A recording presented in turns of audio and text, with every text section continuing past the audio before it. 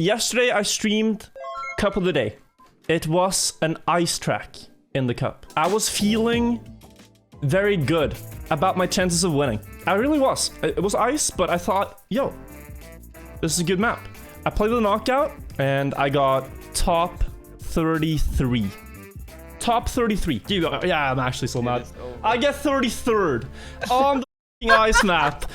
F off. I'm actually so upset. And the prediction was for top 32, which means that all my believers, such as Juliano, got absolutely scammed. He lost a fortune yesterday by being a believer. Poor Juliano. So I was feeling a bit, you know, sad about that. So after my stream yesterday, I decided, dude, I gotta try to play Cup of the Night. People are grinding the map. I probably will not win, but at least I'm gonna try, right? That was my plan. So I was just playing Cup of the Night off stream, just chilling, trying to drive consistent, and we'll see how it went for me in Cup of the Night. This is the qualifier for Cup of the Night from Chris's stream. You can see that Elcon has a 41. A lot of players have low 42s. I cannot compete with that. I think my best time here was a 42.7 going in. I had a 42.7.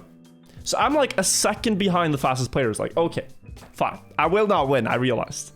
But I was like, yeah, let's try to be consistent on ice. Because if you don't know, like, ice is something I'm terrible at.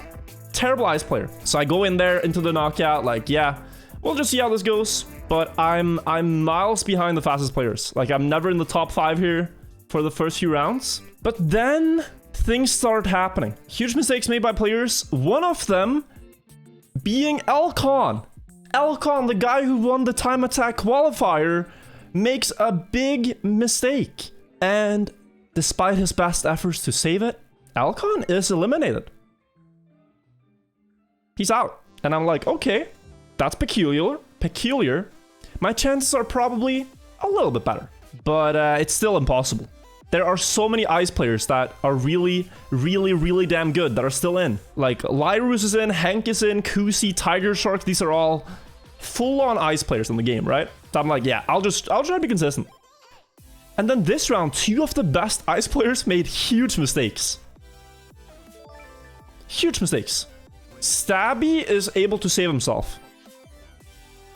With, you see these lines? Like, these guys are pros. This guy made a huge save, but Lyrus is out. And we go into the next round, which is now top 11. You can still see me. I'm just cruising up here. Some decent starts, some decent turnarounds. This one I was actually in first this round.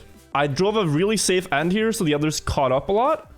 But like, I'm starting to pick up the pace a little bit. Some good ice players are going out, and I'm thinking like, you know, could this actually happen? But then I think like, nah, you know, I shouldn't get my hopes up. I should just try to be consistent and see how far I get.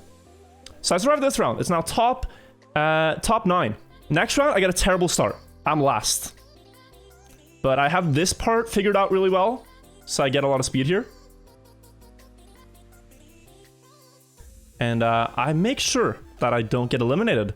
But if you look at the scoreboard, there's another really great player named Kusi that makes a big mistake. 4 seconds behind. And despite his best efforts, he cannot save that. He's out. So top 7 then. And if you look at the scoreboard now, like Tiger Shark is driving 1 second faster. He's really fast. The others drive pace that I can match, right? On a good day, it's doable. Still, I'm playing an ice track. I'm not an ice player. But I had the lead in this round. And Belingo makes a huge mistake, goes out. Top 6 now. I actually won that round. So we go into the next one. All this time, I've managed to avoid crashing. Every single round. No crashes, no mistakes. And somehow, like, the faster players have just always overstepped and made big mistakes, which allowed me to just move on. And there's this principle that, I mean, if you're never last in Cup of the Day, if you're never last, you're never out. That's just how it works. You don't need to win every round. You really only have to win the last round. Other than that, it's just about avoiding last. And I've been doing that all the way. And suddenly it's like top 5. I only need to beat 4 more players. And I would actually win Cup of the Day, or Cup of the Night as it's called in the community, on ice, right? So there's 4 more rounds. Tiger Shark with a huge mistake, the fastest player in last. But Tiger Shark has an insane ending. And tries to catch up here. Da Vinci with an awful slide. Will be out. Tiger Shark is in. I was hoping for Tiger Shark to go out here, but Tiger Shark stays in. And I think in chat here, I talked some smack. I said, all right, Ice Boys, bring it on, I said. Because at this point, I'd sort of achieved my goal. Going into it, my goal was like, yeah, I don't need to beat the Ice players. I just want to be the best non-Ice player. And at this point, I was. So I was like, yeah, nothing to lose at this point. Just going to go all out, see what I can do. And see Stabby slides out, crashes the wall. Huge mistake. I saw this in the splits, and I knew like, okay, no need to beat Tiger Shark this round. I'm just going to chill. I'm going to take a safe approach for the ending. The wider you go here, less likely to slide out. All good, chill to the finish. And all of a sudden, I find myself top 3 on an Ice Cup of the Day. Hank actually made a mistake, which allowed C Stabby to stay in. Top 3 now. Okay, next round, I get the best start out of all of us.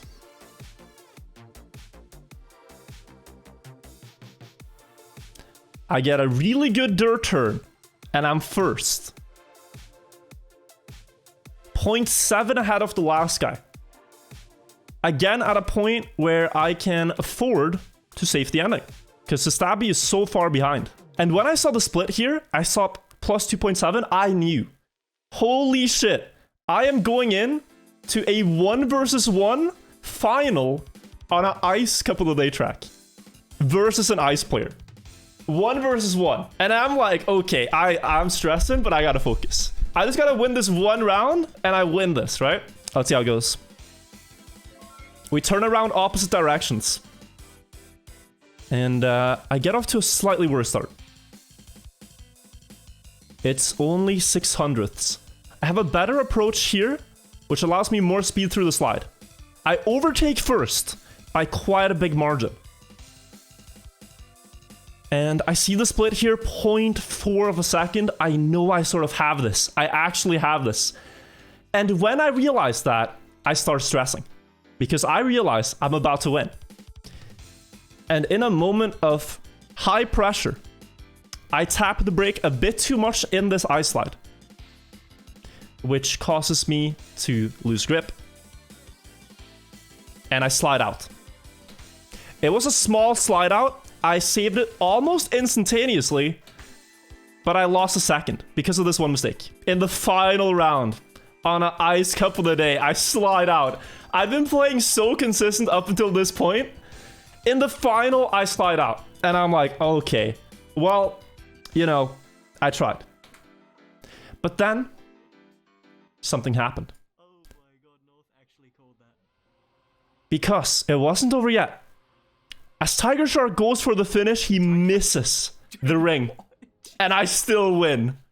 I still win the Ice Cup of the Day because Tiger Shark missed the final ring jump. And believe it or not, I am now a Ice Cup of the Day winner. Winner's point of view.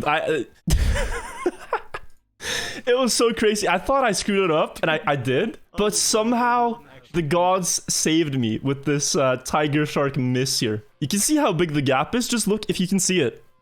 He aims a little bit too low. Is about to go and bounces off.